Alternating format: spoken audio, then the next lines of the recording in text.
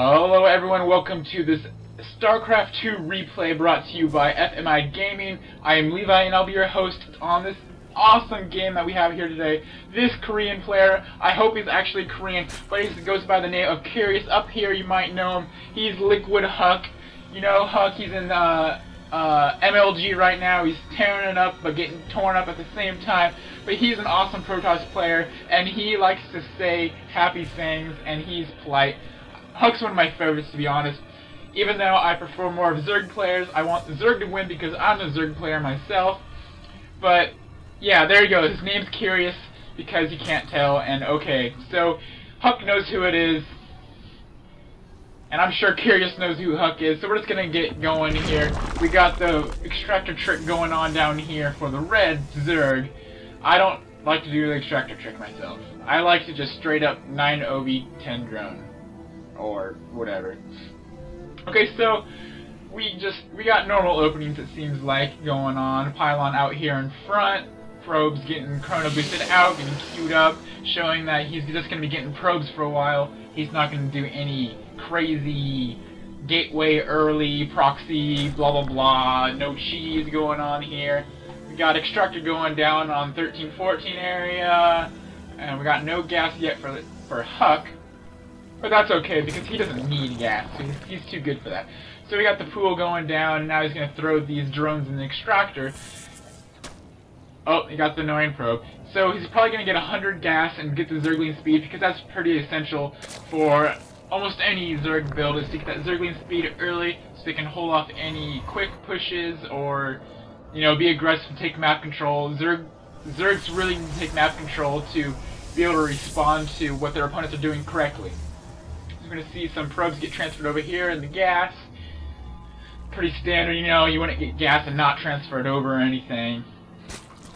So, pretty standard so far. I got some probe and drone fighting. Probe just being annoying. The old HuK probe. HuK's notorious for using his probe to harass the enemy early on his scouting probe. And he's trying to deny the fast expansion, or that's not that fast actually. That'd be a normal expansion.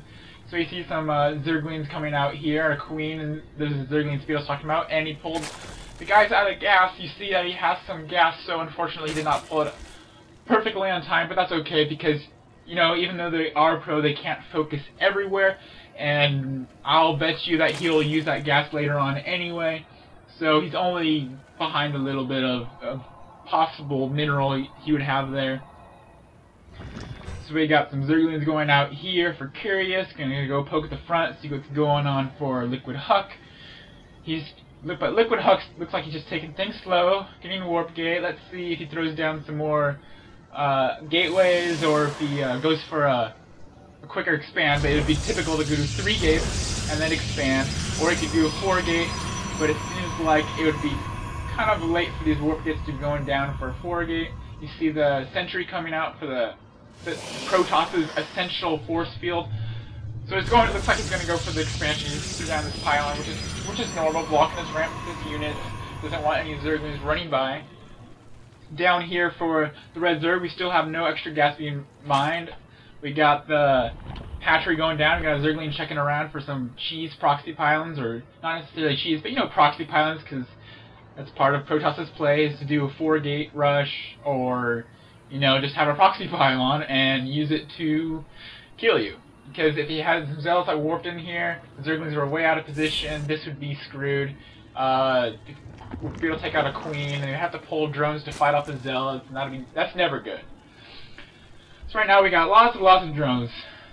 Curious is just droning up, getting an economy, typical Zerg. But we got an expansion going down here for Liquid HuK. And it's a pretty calm game so far. Just a few Zerglings poking around, making sure that HuK's up to nothing too fancy. Oh, that was probably a miscontrol there. Probably did not want to lose those 2 Zerglings, but you know what? He's gonna make 4 more so he can keep poking around. But he's still just mainly focusing on droning up, because Zerg and macro go hand in hand, and they're best friends. And you know, I was gonna make an inappropriate joke, but that doesn't make any sense because you can't do inappropriate things with, you know, macro. Macro is not a thing. You can't No. Okay. Anyway, we got some roaches coming out here for the red curious Protoss. He just keeps pumping out those larvae, spitting on the hives or the layers and the hatcheries, you know, coming out with some Zerglings because he's plenty of overlords. No, he does not have plenty of overlords. He's actually almost 5 blocks, but he's too good for me and has one coming out right when he needs it. I would not be able to do that. We got a hallucinated Phoenix coming down here, mainly just a scout. We see that. We see some Zerglings being annoying, but look at the scouting that HuK has. See, well, he sees the roaches, he sees the Zerglings, he sees the expansion, he sees how many gases are going down, and we look. I'm curious, what does he see? He sees the expansion, he sees 2 gates and a cybernetics core, but what does HuK really have? He has 4 gates in the cybernetics core, and you know, some random pylons going around. So it's nothing too surprising for Curious to go up against. No real phoenixes or void rays coming out to destroy the Zerg. As Zerg, I hate Protoss air. Phoenixes and void rays make me so mad. You just have to make those extra queens. And by keeping persistence, you gotta move to either corruptors or hydras, and you know, or you can get infestors. Infestors is always a good choice for anti-air. Well, in most cases, it doesn't do good against carriers. But who gets carriers this early in the game? It's only 9 minutes in game time. And Liquid HuK starting to make an army, getting his army going up here. So let's look at the army tab. We got 79 for the Zerg to 71 for the Protoss, with a little bit of conflict going right there. But we go back to production, and we see just probes and a robo bay coming out, a robo facility coming out, and an immortal to fight those roaches that he scouted down here. But for the Zerg, we have roaches and Zerglings and melee attacks and the glial reconstitution for the roaches to make them better.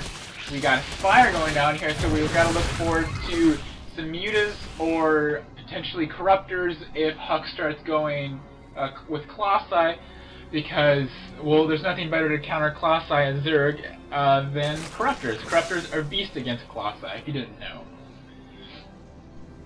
So we got a third base going down here for both players. That's not that standard. Usually Zerg would be a base up at this time, would take his third a little bit earlier. We did take his third a little bit earlier, but not too significantly.